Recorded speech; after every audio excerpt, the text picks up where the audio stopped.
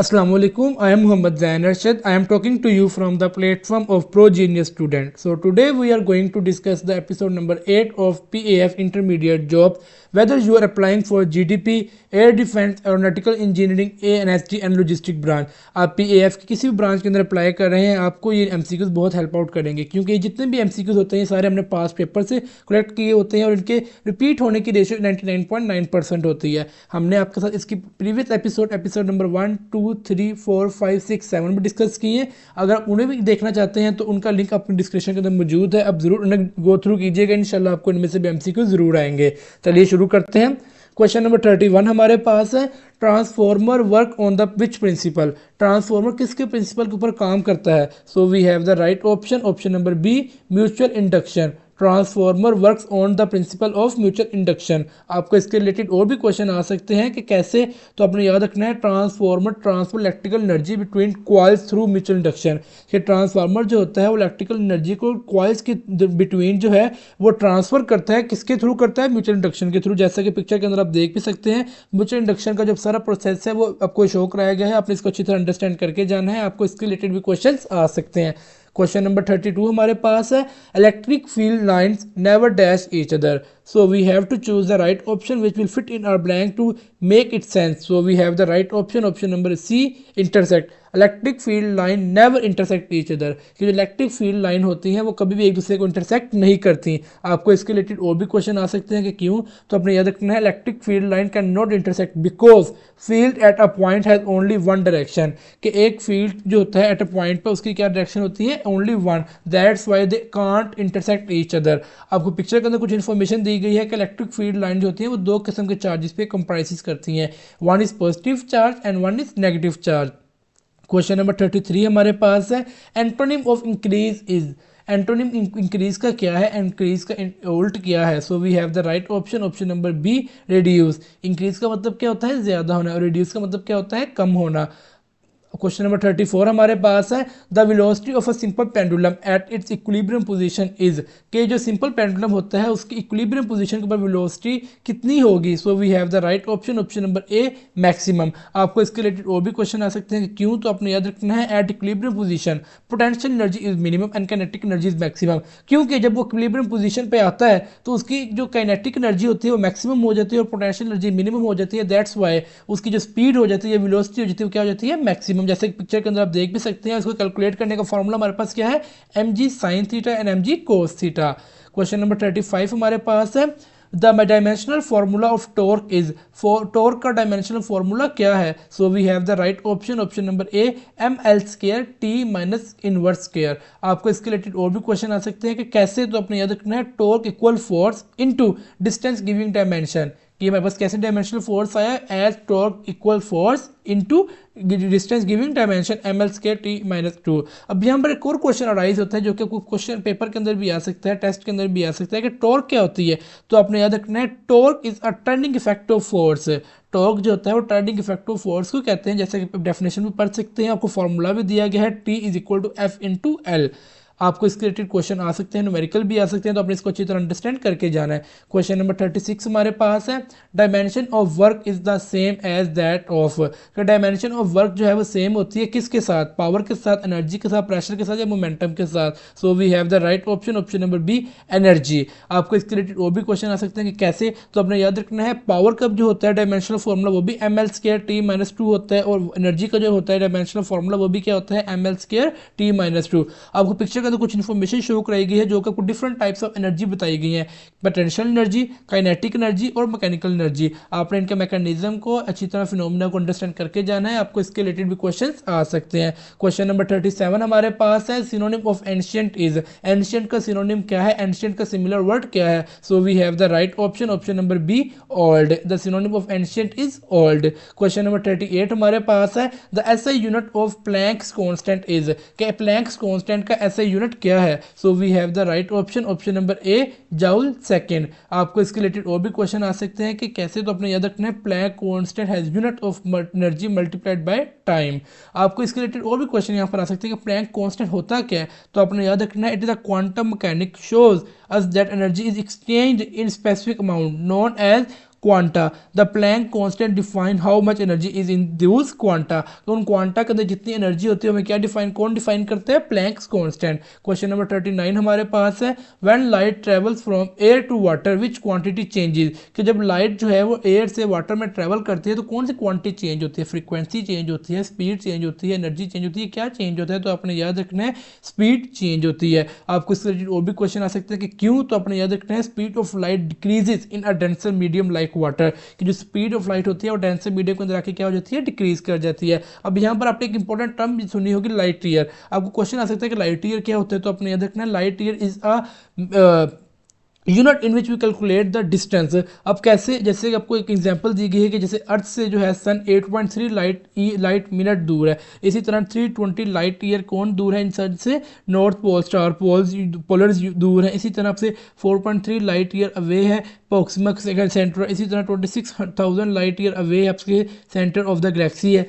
Question number 40 हमारे पास है i into i is equal to j into j is equal to k is equal to किसके इक्वल होगा, so we have the right option, option number c 0।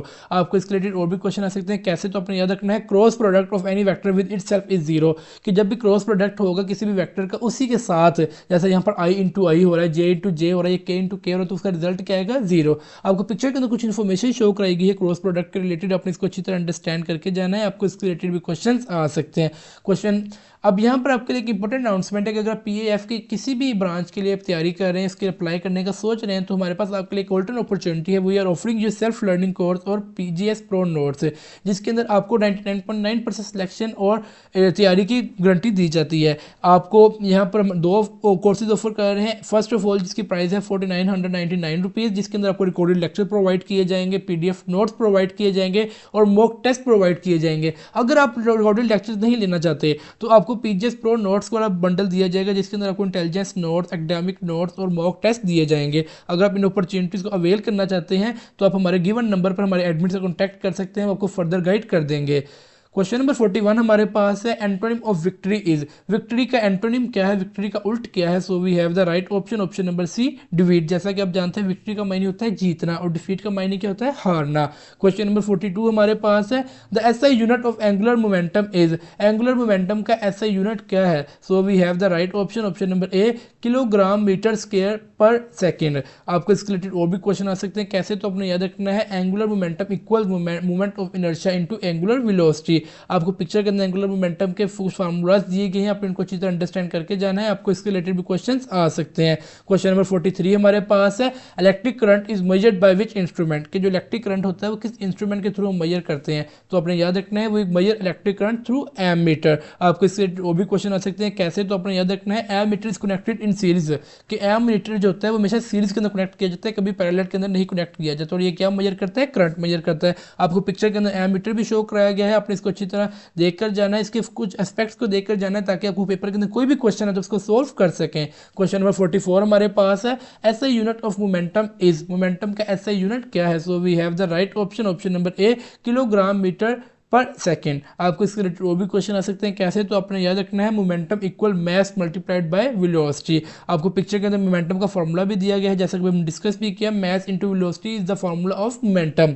Question number 45 हमारे पास है synonym of brave is, brave का synonym क्या है, brave का सिमिलर वर्ड क्या है, so we have the right option, option number c courageous. Brave is synonym of brave is courageous. Question number 46 हमारे पास है when light enters from vacuum into water which quantity does not change, कि जब light vacuum से water के अंदर transfer होती है या मूव करती है तो कौन सी क्वांटिटी चेंज नहीं होती, तो अपने याद रखना है फ्रीक्वेंसी डजंट चेंज। आपको इसके रिलेटेड वो भी क्वेश्चन आ सकते हैं, क्यों, तो अपने याद रखना है frequency of light remain constant when passing between media, कि जो फ्रीक्वेंसी ऑफ लाइट होती है हमेशा क्या करती रहती है, कांस्टेंट रहती है जब भी वो पास करती है किसी मीडियम से। आपके पास आपको यहाँ और क्वेश्चन भी आता है फ्रीक्वेंसी क्या होती है, तो अपने याद रखना है it is the number of complete cycle of a periodic event that occur per second measured in hertz। आपको इसके साथ फ्रीक्वेंसी का फॉर्मूला भी दिया गया है, f is equal to N over T. अब वहाँ पर n हमारे पास क्या है, नंबर ऑफ साइकिल्स, और t हमारे पास क्या है, उसका टाइम इन सेकंड्स। आपने इसको अच्छी तरह अंडरस्टैंड करके जाना है ताकि आपको कोई भी क्वेश्चन आए तो आप उसको सोल्व कर सकें। क्वेश्चन नंबर 47 हमारे पास है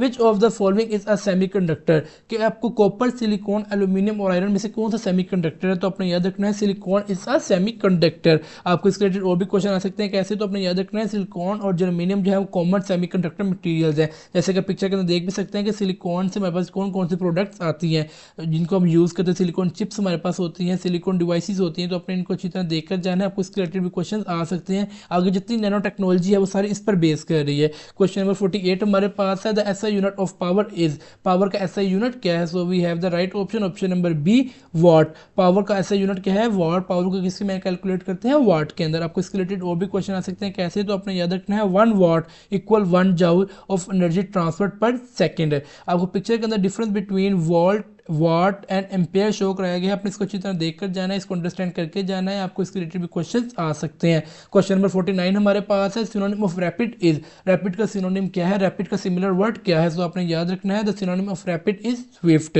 क्वेश्चन नंबर 50 हमारे पास है who explain the photo electric effect, photo electric effect किसने एक्सप्लेन किया था? So you have the right answer, option number B Albert Einstein. आपको इसके रिलेटेड और भी क्वेश्चन आ सकते हैं व्हेन, तो आपने याद रखना है Albert Einstein explain photo electric effect in 1905 और इसको क्या मिला था? नोबेल प्राइज भी अवार्ड किया गया था। क्वेश्चन नंबर 51 हमारे पास है A 60 watt bulb used for 2 seconds consumes approximately how much energy in watt hour, कि जो 60 watt का बल्ब है अगर 2 सेकंड के लिए इसको यूज़ किया जाए तो वाट आवर के अंदर कितनी एनर्जी कंज्यूम करेगा? तो अपने याद रखना है it will consume 0.033 watt hour. आपको इसके रिलेटेड और भी क्वेश्चन आ सकते हैं कैसे, तो आपको फॉर्मूला दिया गया है पावर इंटू टाइम, तो आपने इसको यूज़ करते हुए अपनी डिजायर्ड यूनिट निकाल लिया। आपको पिक्चर के अंदर वाट और वोल्ट का डिफरेंस शो कराया गया, तो आपने इसको अच्छी तरह अंडरस्टैंड करके जाना है। आपको इसके रिलेटेड भी क्वेश्चन आ सकते हैं। क्वेश्चन नंबर 52 हमारे पास है stress is defined as, stress को कैसे डिफाइन किया जाता है? तो आपने याद रखना है it is defined as force per unit area. आपको इसके रिलेटेड और भी क्वेश्चन आ सकते हैं कैसे, तो आपने याद रखना है stress equal internal resisting force divided by area. आपको पिक्चर के अंदर स्ट्रेस का फॉर्मूला भी दिया गया है, stress is equal to f over a. आपने इसको अच्छी तरह अंडरस्टैंड करके जाना है ताकि आपको कोई भी क्वेश्चन है तो उसको सोल्व कर सकें। क्वेश्चन नंबर 53 हमारे पास है if the wavelength of light decreases in a medium it's frequency will, अगर एक मीडियम के अंदर लाइट की वेवलेंथ डिक्रीज हो तो उसकी फ्रीक्वेंसी को क्या इफेक्ट आएगा? तो अपने याद रखना है its frequency will remain constant, there will be no effect on frequency. आपको इसके रिलेटेड और भी क्वेश्चन आ सकते हैं क्यों, तो आपने याद रखना है फ्रीक्वेंसी रिमेन कांस्टेंट जब भी लाइट किसी एक मीडियम से दूसरे मीडियम के अंदर मूव करती है उस पर कोई इफेक्ट नहीं आता, ख्वाह उसकी वेवलेंथ डिक्रीज हो इंक्रीज हो। आपको पिक्चर के अंदर फ्रीक्वेंसी की डेफिनेशन भी शो कराएगी, तो अपने इसको याद करना है कि नंबर ऑफ ऑस्किलेशन पर second is called frequency. Question number 54 हमारे पास है the rate of doing work is called, the rate of doing work को हम क्या कहते हैं? तो अपने याद रखना है इट इज कॉल्ड पावर। आपको इसके रिलेटेड और भी क्वेश्चन आ सकते हैं कैसे, तो अपने याद रखना है power is defined as work done per unit time. आपको पिक्चर के अंदर वर्क डन की डेफिनेशन दी गई है कि वर्क डन क्या होता है, इसको कैसे कैलकुलेट करते हैं, तो अपने इसको अच्छी तरह अंडरस्टैंड करके जाना है। Work done is amount of energy transferred, आपको इसका फॉर्मूला याद करके जाना है that is F into D. आपको इसके रिलेटेड आके कोई भी क्वेश्चन आता है आप उसको सोल्व कर सकें। क्वेश्चन नंबर 55 हमारे पास है the instrument use to measure potential difference is, कि वो कौन सा इंस्ट्रूमेंट है जिसको हम पोटेंशियल डिफरेंस मेजर करने के लिए यूज करते हैं? तो अपने याद रखना है इट इज वोल्ट मीटर। आपको इसके रिलेटेड और भी क्वेश्चन आ सकते हैं कैसे, तो अपने याद रखना है volt meter measures voltage between 2 points. आपको पिक्चर के अंदर एम मीटर और वोल्ट मीटर शो कराया गया है, उनका डिफरेंस उनकी डेफिनेशन शो कराई गई है। आपने इनको अच्छी तरह अंडरस्टैंड करके जाना है। आपने याद रखना है कि एम मीटर करंट मेजर करने के लिए यूज होता है, वोल्ट मीटर वोल्टेज मेजर करने के लिए यूज होता है। एम मीटर सीरीज के अंदर कनेक्ट होता है जबकि वोल्ट मीटर पैरेलल के अंदर कनेक्ट होता है। क्वेश्चन नंबर 56 हमारे पास है torque is also known as, torque को और किस नाम से जाना जाता है? तो आपने याद रखना है it is also known as rotational force. आपको इसके रिलेटेड और भी क्वेश्चन आ सकते हैं कैसे, तो आपने याद रखना है torque causes rotational motion around an axis. तो आपको इसके लिए पिक्चर के अंदर टॉर्क की डेफिनेशन शो कराई गई है, टॉर्क का फॉर्मूला दिया गया है कि torque is the torque is the movement of force which is rotational force, और उसका फॉर्मूला क्या हमारे पास होता है एफ इंटू एल। तो आप इसको अच्छी तरह अंडरस्टैंड करके जाना है ताकि कोई भी क्वेश्चन है उसको सोल्व कर सकें। क्वेश्चन नंबर 57 हमारे पास है work is done when force causes, कि वर्क कब डन होता है, ये फोर्स क्या कॉज करे? तो आपने याद रखना है व्हेन फोर्स कॉज डिस्प्लेसमेंट, कि जब कोई डिस्प्लेसमेंट होगी, जैसे कि हमने डिस्कस भी किया था work done is equal to F into D, जब कोई डिस्प्लेसमेंट होगी तभी हमारे पास कोई वर्क डन होगा। आपको इसके रिलेटेड और भी क्वेश्चन आ सकते हैं कैसे, तो अपने याद रखना है work required displacement in the direction of applied force, कि वर्क जो होता है वो डिस्प्लेसमेंट रिक्वायर करता है in the direction of the applied force, जिस डायरेक्शन में फोर्स लग रही है, जैसे कि पिक्चर के अंदर आप देख भी सकते हैं, तो तब भी हमारे पास क्या होगा, वर्क डन होगा। क्वेश्चन नंबर 58 हमारे पास है the unit of joule is use to measure, कि जाउल का जो यूनिट है वो किसको मेजर करने के लिए यूज़ होता है, तो आपने याद रखना है it is use to measure energy. आपको इसके रिलेटेड और भी क्वेश्चन आ सकते हैं, तो आपने याद रखना है कि जाउल इज द ऐसा यूनिट ऑफ एनर्जी और वर्क और एनर्जी दोनों का ऐसा यूनिट क्या है हमारे पास, जाउल। आपको पिक्चर के अंदर जाउल की डेफिनेशन, जाउल का फॉर्मूला शो कराया गया, आपने इसको अच्छी तरह अंडरस्टैंड करके जाना है ताकि आपको कोई भी क्वेश्चन है उसको सोल्व कर सकें। क्वेश्चन नंबर 59 हमारे पास है momentum of a stationary body is, किसी भी स्टेशनरी बॉडी का मोमेंटम क्या होता है, तो आपने याद रखना है इट्स मोमेंटम इज जीरो। आपको इसके रिलेटेड और भी क्वेश्चन आ सकते हैं कैसे, तो आपने याद रखना है momentum equal mass into velocity, कि मैस इनटू वेलोसिटी के इक्वल क्या होता है हमारे पास, मोमेंटम। तो अगर हमारे पास उसका स्टेशनरी होगी इसका तो वेलोसिटी जीरो होगी, तो क्या हो जाएगा, टोटली मोमेंटम हमारे पास हो जाएगा जीरो। क्वेश्चन नंबर 60 हमारे पास है which property of light changes in refraction, के रिफ्रैक्शन के अंदर कौन सी प्रॉपर्टी ऑफ लाइट चेंज हो जाती है, तो आपने याद रखना है speed of the light changes. आपको इसके रिलेटेड और भी क्वेश्चन आ सकते हैं, रिफ्रैक्शन कब होती है, तो आपने याद रखना है refraction occurs due to change in speed of light in different medium, कि change in speed of light in different medium की वजह से हमारे पास क्या होता है, रिफ्रैक्शन। आपको पिक्चर के उसका फिनोमेना शो भी कराया गया है, आपने इसको अच्छी तरह अंडरस्टैंड करके जाना है ताकि आपको कोई भी क्वेश्चन है उसको सॉल्व कर सकें।